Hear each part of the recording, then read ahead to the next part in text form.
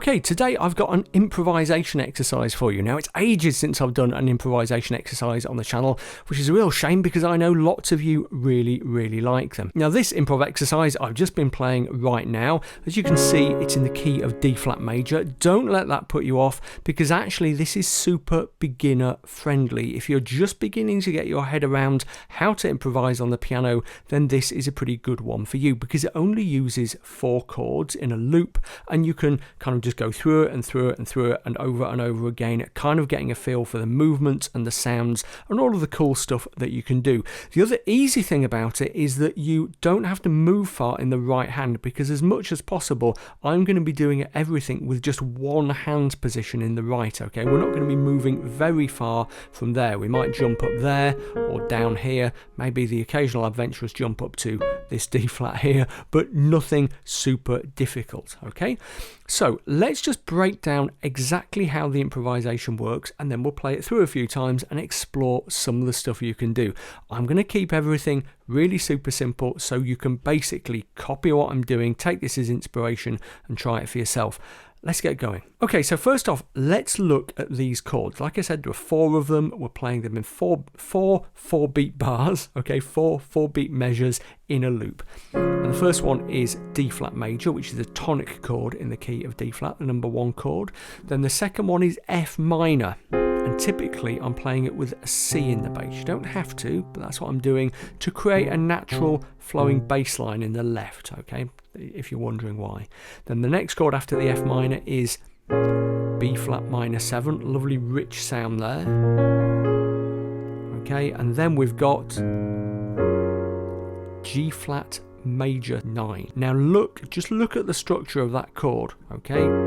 I could play the G flat up here if I wanted. It's exactly the same chord as the B flat minor 7, but I've put a G flat in the bass and suddenly it's transformed it into G flat major 9, okay, kind of an extension of G flat, which is the 4 chord in the key of D flat. Don't worry, by the way, if you don't know this terminology, 1s, 4s, dominants, tonics, all of that stuff, there are other videos I have that will explain that. I'll put some links to those in the description text below. Let's just do some playing for today. So what I was doing when I was improvising was really just kind of playing about a bit with those chord positions in the right hand and adding a little bit of movement in the left, but not very much. Okay, let me just play through a couple of times again, showing you the kind of thing that I was doing.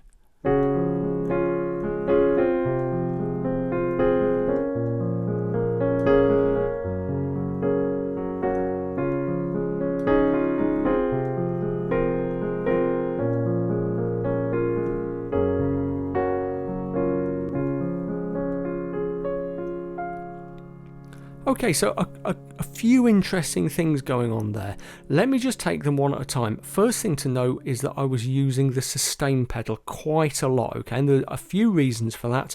The main one is that it kind of makes things easier for me. What I do is pedal on each chord change, so the sustain pedal, the right hand piano pedal, I hold it down, but when I go to a different chord, I very quickly lift it off and push it back down again so it sustains that chord. If I didn't do that, then I'd get something that sounded like this.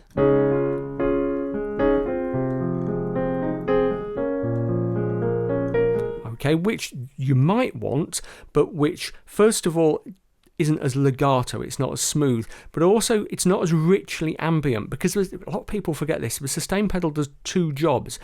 First of all, it keeps notes sustained. It stops the hammer inside the piano, or the pretend hammer in the digital piano, going back down to deaden the note. But it lifts all the hammers off the piano's internal strings. Okay, digital pianos model this, so you get much more ambience. Okay, because all the other strings start ringing in sympathy. And because this is quite a dark, kind of rich chord progression, that's a cool thing in itself. So I was using the sustain pedal. Something else I was doing was sometimes changing the chord in the right before the kind of quote-unquote official change of the chord, which was typically happening in the left. So I was sometimes anticipating the beat. Let me just show you how that works with the first couple of bars. So here's the D flat chord. Did you see that, how the F chord, the F minor chord in the right, came in a little bit ahead of the beat? It came a little, so that the chord change in the left was on the beat, but in the right I came in ahead. Let me do that again. Do it on the next chord. Okay, that's a really, really standard thing in this kind of pop ballad style piano. Something you could do to start with if you're really new is just try doing something like that. So maybe get a little bit of movement going on the left. Try breaking up that the chord in the left there.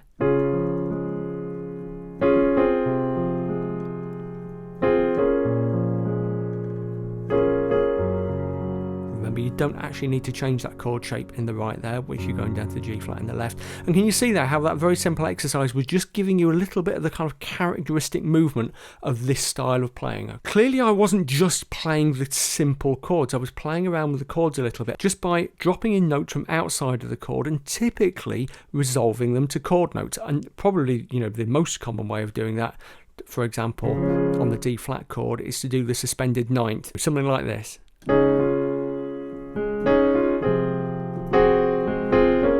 So I did a couple there. Okay, on the D flat chord I did that. Then on the F minor I went up to the G flat. That's a really nice sound actually. Let's try that again.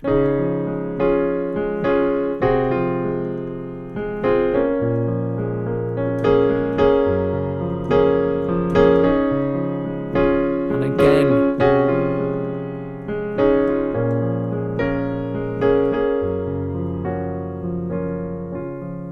So I'm doing that.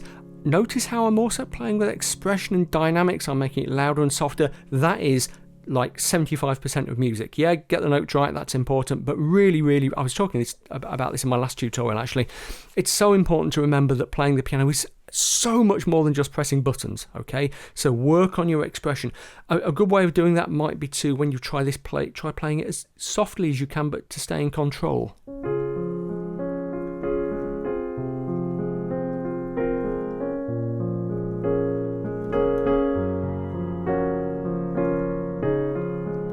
And then try getting louder.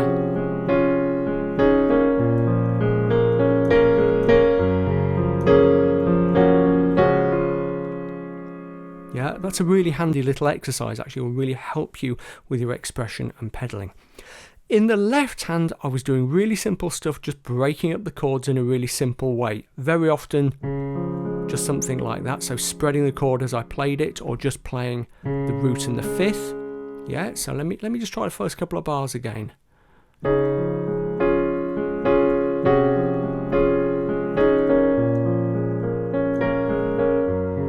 As I get to these lower chords, I'm not playing all of the notes in the chord, and there's a reason for that. If I had all of the notes in that chord held down, it would start to sound muddy.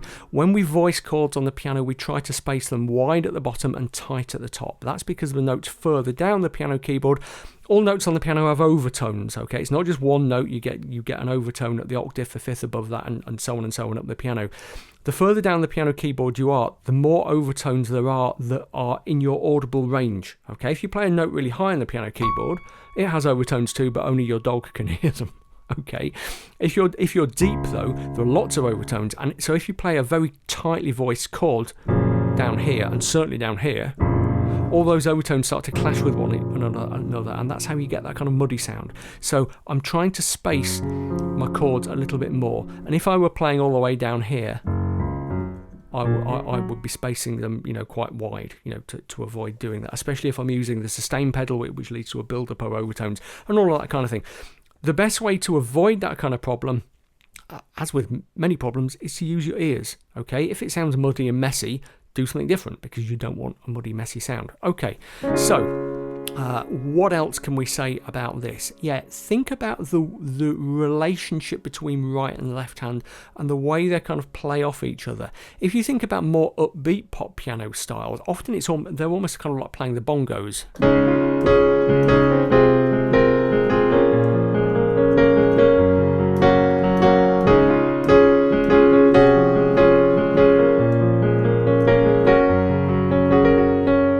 You see how there was that kind of action going on there.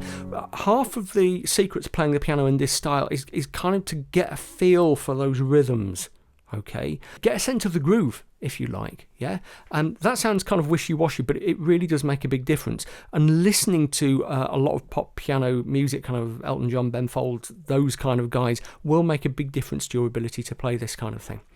Okay, so like I said, if you're really new, I would just get the chords under your fingers to start with, and maybe start the movement in the left hand first. So very first time out, and first few dozen times out, you might just play through the chords.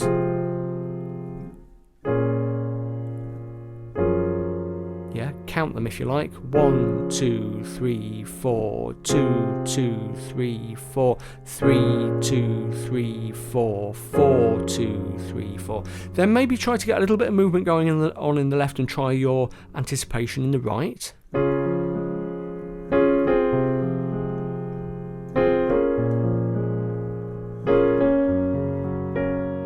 And then as you gradually build up confidence, start adding some notes in the right. Don't worry too much about moving that hand position. You can do an awful lot just in that single hand position.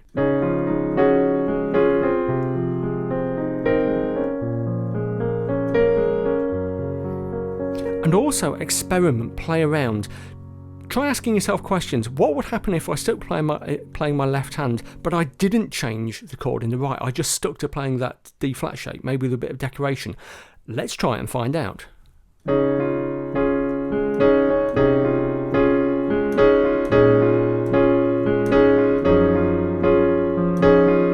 That's quite cool. Yeah, it's a little bit clashy on the F chord, but that's not a problem because we're going from consonants through to dissonance and back to consonants again. Okay, so that little bit of crunch, that little bit of clash actually creates interest. Or you could say to yourself, what if I just played D flat?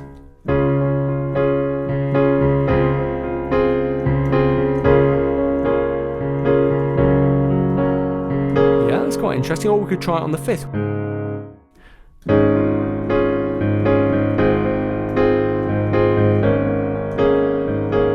There's lots of interesting effects you can create by playing around, and often you will find that you do more by doing less, if you see what I mean. So there we created that actually quite interesting effect by moving our right hand even less. We're just on that single solitary D flat chord. So play around with it, have a go, see how you get on. If you have cool results, post them online and tag me, show me, yeah, because I'm always really interested to know how people get on with these things. Okay, if you've enjoyed this video and you like this kind of exercisey way of doing things, you're really going to like this one, which is the very first in my Exercises, Inventions and Ideas series. So go and check that out right now. See you next time.